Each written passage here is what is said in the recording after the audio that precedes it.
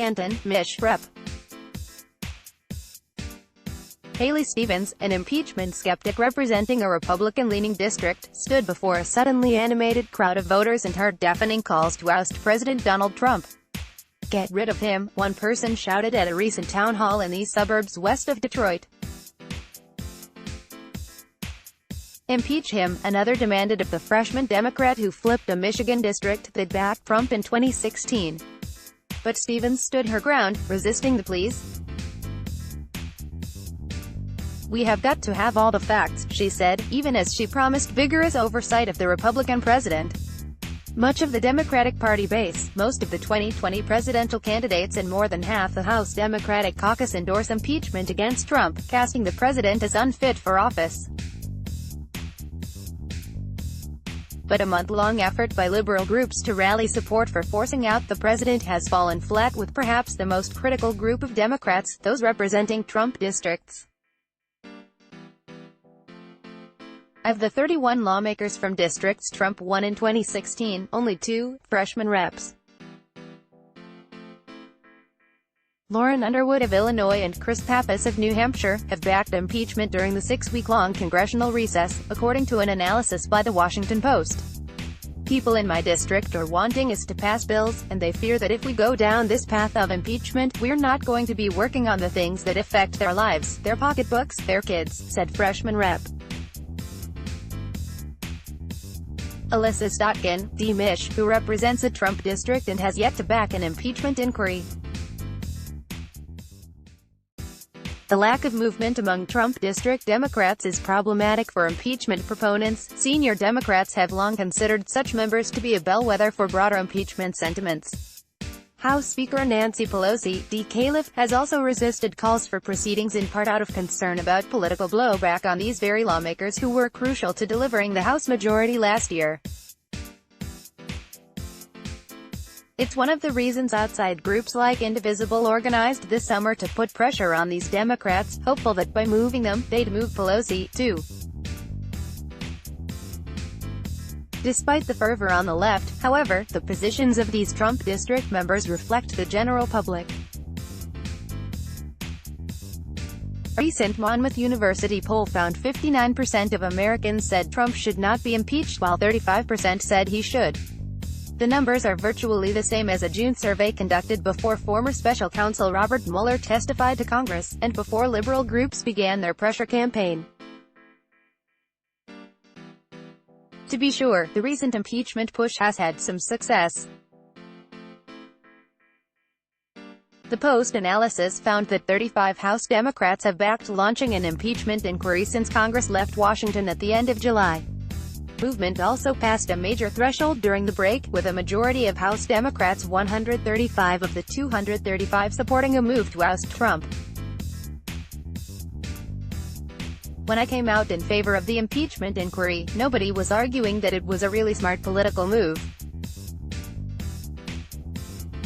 But it's moved much quicker than I thought it would," said Rep. Sean Casten, D.L., a swing district freshman who backs impeachment proceedings. However, most of those new converts hail from safe Democratic districts or are facing primary challenges from the left. "I think it's the only time I've gotten a standing ovation at a town hall," exclaimed Rep. Aro Khanna, a liberal California Democrat who endorsed impeachment during the recess. "The growing number of impeachment backers is sure to increase the pressure on House Democratic leadership this fall."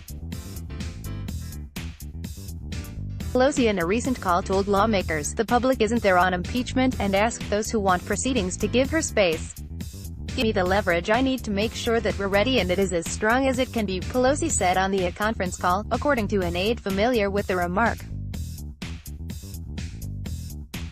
"The equities we have to wear, our responsibility to protect and defend the Constitution and to be unifying and not dividing. But if and when we act, people will know he gave us no choice." When lawmakers return to Washington Sept. 9, all eyes will be on members like Stevens and Stotkin, the latter who said she expects to make a decision about impeachment in mid to late September. Stotkin plans to consult her colleagues from similarly moderate districts, a group she calls the Gang of 10. The members, who keep in touch regularly via group text, have a dinner date set for the first night they are back in Washington, she said. At Stotkin's recent town hall in Howell, Michigan, Kelly Lovelady, a 62-year-old who has voted for Republicans and Democrats, came with the Mueller report tucked under her right arm and sought Stotkin out after the town hall to press her on the matter. All of the issues front and center on the news are not nearly as important as what's happening with Trump becoming normal, the normalization of his behavior, the Brighton, Mich. Woman told Stotkin. Yes, everything else means so much. I mean, my dad can barely afford healthcare, but this means so much more. I hear you, Stotkin said 3 times, nodding her head. Even the personal pitch didn't move the congresswoman. Quite honestly, I sometimes worry that a lot of Democrats I know constantly just focus on the president and they're not explaining to people how they're going to fight to help their pocketbooks and their kids, Stotkin said. If you don't have an affirmative message and you're just the party of resistance, people don't know what you're about. Stotkin had allies in the room that night. Jeanette Freeland, a 61-year-old from Howell, Mich., called impeachment a dangerous road, and said she appreciated Stotkin's careful consideration about whether to proceed. Based on more than a dozen town halls either attended or watched online by the Post, House Democrats certainly faced an uptick in questions on impeachment this summer. Activists and other Democrats say the norm-shattering president should be impeached over possible obstruction of justice of the Mueller probe, his alleged involvement in a 2016 scheme to silence 2 women who alleged affairs, and, most recently, promising pardons to aides he is encouraging to break the law to build the U.S.-Mexico border wall. On the latter, the White House says the president was joking. But pressure did not appear to rise to the level of the full-boil anger that made for explosive town halls 10 years ago over the party effort to revamp the health care system or the Republican drive to repeal the Affordable Care Act in 2017.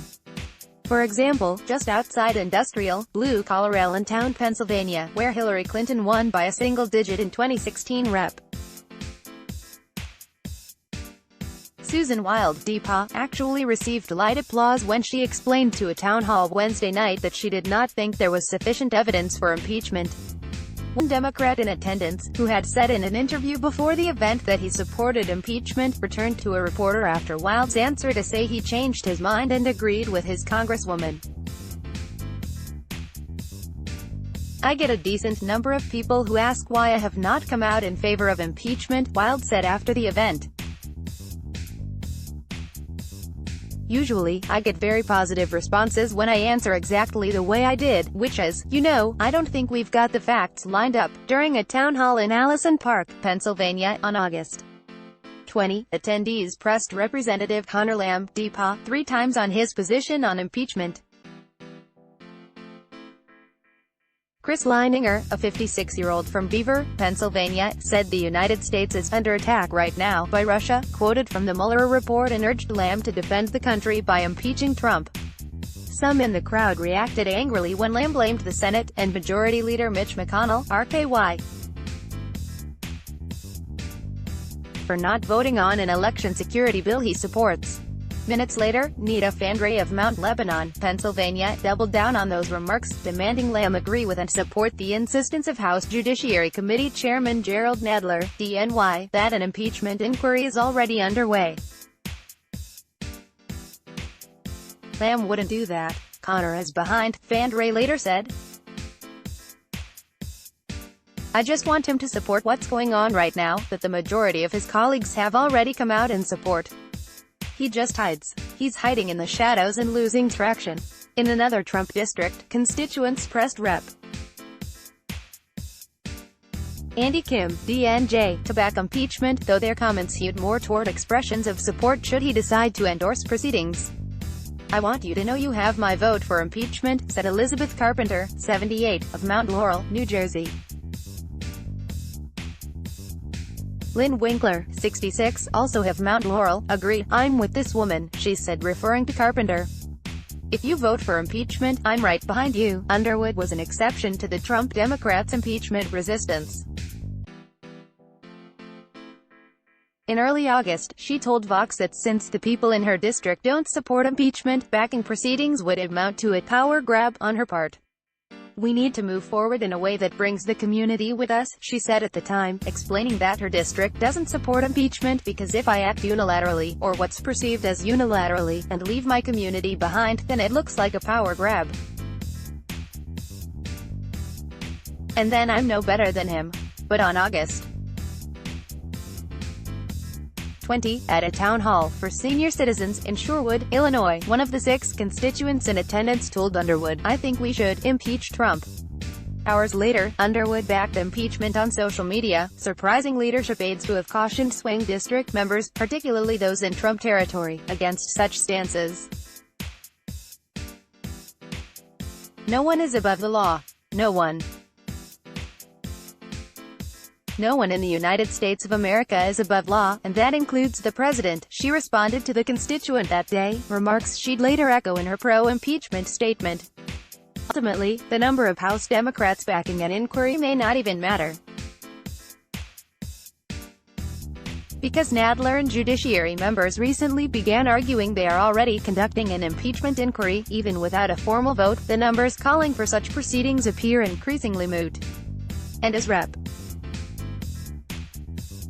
Katie Porter, D. Califf told impeachment-backing constituents at a recent town hall, the Senate is refusing to vote on a bipartisan gun control bill supported by the vast majority of Americans. "If the Senate won't do that, don't expect senators to vote to convict Trump," she said. The Washington Post's Haley Fuchs in Shorewood, Ill, Megan Cuniff in Irvine, Califf, Gavin Jenkins in Allison Park, Pa, J.M. Rieger, Terry Rupert and Amber Phillips in Washington, and Natalie Pompilio in Burlington Township, NJ, contributed to this report. Let's block ads. Why?